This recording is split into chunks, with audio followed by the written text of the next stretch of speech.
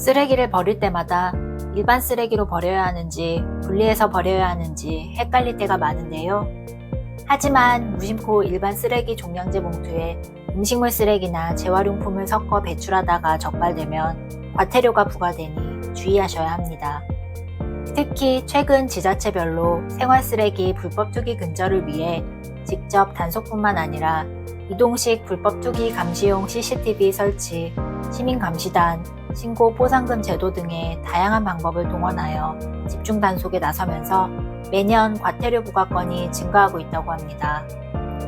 오늘은 일반 쓰레기를 음식물 쓰레기나 재활용품과 구분하는 방법과 일반 쓰레기 봉투에 음식물 쓰레기나 재활용품을 혼합하여 배출하는 경우 부과되는 과태료에 대해서 알아보려고 하니 영상 끝까지 시청하셔서 억울하게 과태료를 납부하는 불상사를 피해가시기 바랍니다. 안녕하세요. 돈이 되는 정보를 전해드리는 정보머니입니다. 시작 전 좋아요와 구독까지 꾹 눌러주시면 앞으로도 좋은 영상을 제작하는 데 큰 힘이 됩니다. 자취 중인 대학생 A씨는 어느 날 지자체 청소행정과에서 보낸 과태료 고지서를 받았는데요. 그가 받은 고지서에는 라면 봉지 사진이 담겨 있었다고 합니다. 종량제 쓰레기 봉투에 라면 봉지를 버렸다가 과태료 10만 원을 물게 된 것입니다. 이런 일은 A씨만의 일은 아닌데요.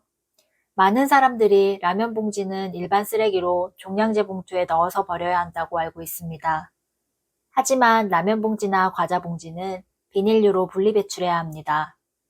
이물질이 묻어 있다면 깨끗이 씻어서 배출해야 합니다. 일회용 비닐봉투, 포장용 비닐, 일명 뽁뽁이도 분리 배출 대상입니다. 페트병에 부착된 비닐라벨도 비닐류로 분리 배출해야 합니다. 반면 비닐랩은 PVC 재질이므로 일반 쓰레기로 배출해야 합니다. 스티로폼도 내용물, 이물질을 깨끗하게 씻어내고 테이프 라벨을 제거한 후 분리 배출합니다. 아이스팩은 일반 종량제 봉투로 배출하면 되는데요. 다만 물이 들어있는 아이스팩은 잘라서 물을 흘려버리고 포장재는 말려서 비닐류로 제출합니다. 그럼 일반 쓰레기와 음식물 쓰레기는 어떻게 구분해야 할까요? 일반 쓰레기와 음식물 쓰레기를 구분하는 쉬운 방법은 바로 가축의 사료로 사용할 수 있는지 여부로 판단하는 것입니다. 음식물 쓰레기는 가공 후 퇴비, 바이오 연료, 가축의 사료 등으로 쓰이기 때문인데요. 즉, 동물이 먹을 수 있으면 음식물 쓰레기, 먹을 수 없으면 일반 쓰레기에 해당합니다. 음식물 쓰레기에 해당하는 경우라면 곰팡이가 피거나 상한 음식이라도 음식물 쓰레기로 버려도 되는데요. 사료화 과정에서 고열로 가열하여 병원균이 완전히 멸균되기 때문이라고 합니다. 한국인이 사랑하는 음식 중 하나인 치킨. 치킨을 먹고 난 후 나온 닭뼈와 소뼈, 돼지뼈, 생선 가시는 일반 쓰레기로 버려야 합니다. 다만 살이 덜 발린 뼈를 일반 쓰레기로 버릴 때는 주의하셔야 합니다. 실제 수원시에 사는 B씨는 살이 붙어있는 치킨뼈를 일반 쓰레기 봉투에 담아서 버렸다가 적발되어 8만 원의 과태료를 부과받은 사례가 있었다고 합니다. 이외에도 우리가 흔히 먹는 음식 중에는 음식물 쓰레기가 아닌 것들이 많이 있습니다. 파, 미나리, 양파, 마늘, 생강, 옥수수 등 채소의 뿌리와 마른 껍질에는 가축의 소화 능력을 떨어뜨리는 성분이 있어 일반 쓰레기로 배출해야 합니다. 고추대, 옥수수대, 마늘대도 음식물 쓰레기가 아닙니다. 고추에는 매운맛을 내는 캡사이신이 함유되어 있어 가축의 사료로 사용할 수 없습니다. 고추씨도 일반 쓰레기로 배출해야 합니다. 반면 옥수수의 알갱이는 음식물 쓰레기입니다. 호두, 밤, 땅콩, 도토리 등 견과류 껍질과 복숭아, 살구, 감 등 핵과류의 크고 딱딱한 씨앗도 일반 쓰레기로 배출해야 합니다. 과일 껍질의 경우는 나눠서 살펴봐야 하는데요. 귤, 바나나, 사과 등과 같이 껍질이 부드러운 과일은 음식물 쓰레기이지만 코코넛, 파인애플과 같이 딱딱한 껍데기가 있는 과일은 일반 쓰레기로 버려야 합니다. 그렇다면 수박이나 메론은 어떨까요? 수박이나 메론은 음식물 쓰레기입니다. 다만 부피가 큰 경우 그대로 배출하게 되면 기계 설비가 고장날 수 있으므로 잘게 썰어서 배출합니다. 달걀, 오리알, 메추리알 등의 껍데기도 음식물 쓰레기가 아닙니다. 소, 돼지, 닭 등의 털과 뼈, 비계, 내장 역시 일반 쓰레기로 배출해야 합니다.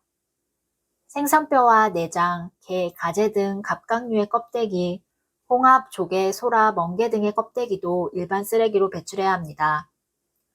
김치, 된장, 고추장 등의 장류는 염분이 많아서 가축의 소화 능력을 떨어뜨리기 때문에 일반 쓰레기로 배출해야 합니다. 커피 찌꺼기, 각종 차, 티백, 한약재 찌꺼기는 재사용이 어려워 일반 쓰레기로 배출해야 합니다. 다음으로 과태료에 대해서 알아보겠습니다. 쓰레기 배출 방법을 위반하면 폐기물관리법 제68조 3항에 따라 100만원 이하의 과태료가 부과됩니다. 구체적인 위반 방법에 따라 부과되는 금액이 다르며 1년간 위반한 횟수에 따라 금액이 가중됩니다. 일반 종량제 봉투에 재활용품이나 음식물 쓰레기를 혼합해서 배출하는 경우에는 폐기물관리법 시행령 제38조의 4에 따라 1차 위반 시 10만원, 2차 위반 시 20만원, 3차 이상 위반 시 30만원의 과태료가 부과됩니다. 특히 사업활동과 관련하여 배출하는 경우라면 3차 이상 위반 시 최고 금액인 100만원의 과태료가 부과되니 주의가 필요합니다. 지자체별로 조례에 따라 배출 방법과 과태료 금액이 다를 수 있으므로 각자 살고 있는 지역의 홈페이지 등을 통해서 세부 내용을 꼭 확인하시기 바랍니다. 단속 시에는 임의로 쓰레기 봉투를 열어 사진을 찍고 주인을 찾아서 과태료를 부과합니다. 특히 단독 다가구 주택가에서는 쓰레기를 대문 앞에 놓는 경우가 많은데 쓰레기 봉투를 제대로 묶지 않아 행인이 종량제 봉투에 쓰레기를 버려서 억울하게 혼합 배출로 인한 과태료를 물게 되는 사례가 있다고 하니 주택가에 살고 계시는 분들은 쓰레기를 배출할 때 봉투를 제대로 묶어야 하겠습니다. 이상으로 올바른 쓰레기 분리배출 방법과 혼합 배출 시 부과되는 과태료에 대해서 알아보았습니다. 처음에는 내용이 복잡해 보일 수 있지만 영상을 여러 번 반복하여 보시면 앞으로 쓰레기 혼합 배출로 적발되어 과태료를 납부하는 억울한 일을 피하실 수 있을 겁니다. 그리고 주변의 소중한 분들에게도 영상을 공유하여 주시기 바랍니다.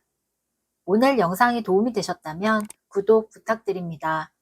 그리고 알림 설정까지 해주시면 앞으로 알면 돈 되는 정보를 발빠르게 받아보실 수 있습니다. 이상으로 정보먼이었습니다. 감사합니다.